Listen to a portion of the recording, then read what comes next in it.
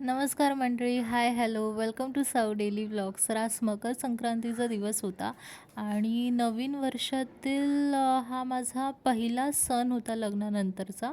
त्यामुळे मला मम्मीने घरी बोलावलं होतं आणि सगळं काम करता करता मला दुपार झाली आणि पाणी पण आलं होतं आज, तर त्यामुळे थोडं अजून काम वाढलं.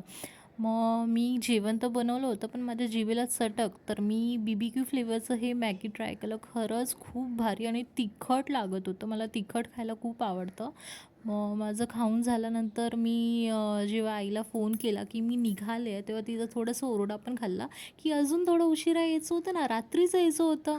मग तिथे जेव्हा मी पोहोचले, तर मला वाटलं की माझी ट्रेन मिस होईल, पण लकीली मला माझी ट्रेन मिळाली आणि त्यात मला ती विंडो सीट मिळाली. मला विंडो सीट वरून बाहेर बघताना भारी वाटतं आणि मला मस्त झोप पण लागली होती आणि त्यात माझा एक किस्सा झाला, की मला अशी झोप लागली होती आणि माझा फोन म्हणजे जाणार होता. तो जायच्याच ह्याच्यात होता आणि लकीली मला मम्मीचा फोन आला आणि तो मी सायलेंट केला नव्हता. नशीब, म्हणजे सवय सायलेंट करायची.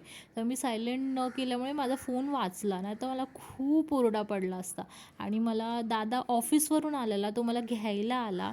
म्हणजे इतकं थकूनसुद्धा तो मला घ्यायला आला, कारण जेव्हा पण मी घरी येते माझ्या घरच्यांना खूप आनंद होतो. घरी पोहोचल्यावर म्हटलं घरच्यांची रिॲक्शन शूट करूया आणि मला सरप्राईज मिळालं, कारण पप्पा होते टॉवेलवर, त्यामुळे मला ते शूट नाही करता आलं आणि कॉन्ट्रोवर्सी झाली असती खरं तर.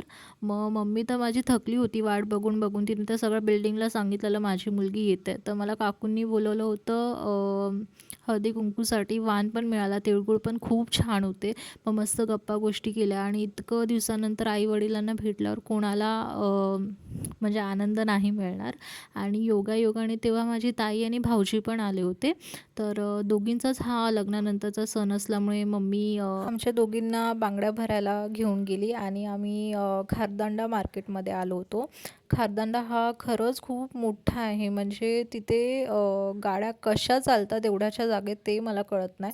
कारण आपण चालताना पण आपला पाय दुसऱ्याला लागेल इतकी कमी जागा असते. तर आम्हाला हे छोटं दुकान मिळालं. तिथे जागा तर इतकी फारशी मोठी नव्हती, पण त्यात इतकं सामान त्यांनी भरून ठेवलं होतं आणि मेन म्हणजे त्या काकूंचा स्वभाव खरंच खूप गोड होता.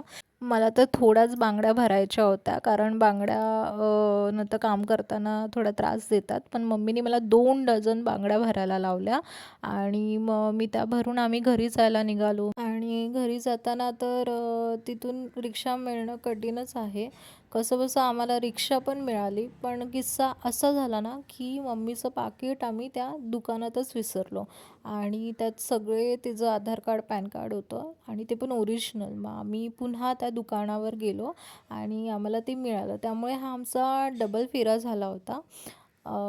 मग घरी जायला पण उशीर झाल्यामुळे जेवणाला पण उशीरच झाला होता आणि आज स्पेशली मम्मीने बनवली होती पुरणपोळी. तर पुरणपोळी मला तर जास्त नाही आवडत गोड खायला, पण मम्मीने बनवलेलं मला काहीही आवडतं आणि खूप दिवसानंतर हा फॅमिली टाईम स्पेंड होत होता आणि खूप असं घर भरलेलं वाटत होतं.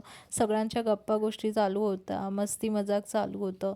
तर ही कटाची आमटी आणि पोळी काय कॉम्बिनेशन होतं, म्हणजे आहा! म्हणजे मी कधी असं जेवण करायला शिकेल ह्या विचारातच होते. तेव्हा मी एक पोळीचा घास घेतला आणि गरमागरम पोळीवर जेव्हा तूप पडतं तेव्हा खूप भारी वाटतं आणि गरम कटाची आमटी प्यायले मी आणि खरंच म्हणजे एकदम असं आत्मा तृप्त झाल्यासारखं झालं.